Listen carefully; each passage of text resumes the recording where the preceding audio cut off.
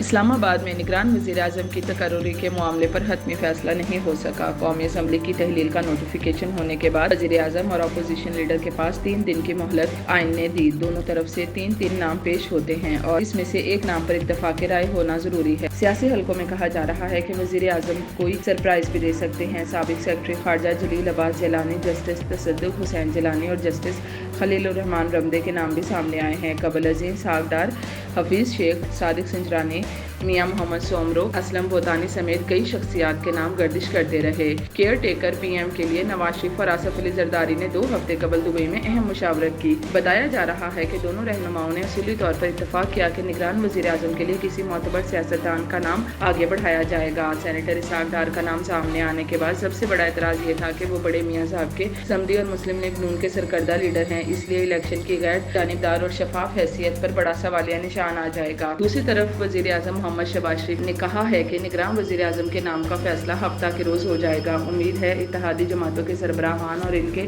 نمائندوں کے ساتھ ہونے والی ملاقات نگران وزیر اعظم کے نام پر فیصلہ کرنے کے لیے نتیجہ خیز ثابت ہوگی۔ جمعے کو وزیر اعظم کی میڈیا کوریج کرنے والے صحافیوں سے گفتگو کرتے ہوئے وزیر اعظم شہباز شریف نے کہا کہ انہیں امید ہے کہ نگران وزیر اعظم کے نام کا فیصلہ ہفتہ کے روز اپنی مقررہ مدت کے اندر طے ہو جائے گا۔ وزیر اعظم شہباز شریف نے کہا کہ وہ اس سلسلے میں خصوصی طور پر اپنی اتحادی جماعتوں کے سربراہان اور نمائندوں سے ملاقاتیں بھی کریں گے تاکہ اس معاملے کو حل کیا جا سکے۔ وزیر اعظم شہباز شریف نے سوالوں کا جواب دیتے ہوئے وضاحت کی کہ کسی ایک نام پر اتفاق کی رائے پیدا نہ ہونے کی صورت میں معاملہ پارلیمانی کمیٹی کے پاس بھیج دیا جائے گا، جس کو 3 دن کے اندر معاملہ کو نپٹانے کا حکم دیا جائے گا۔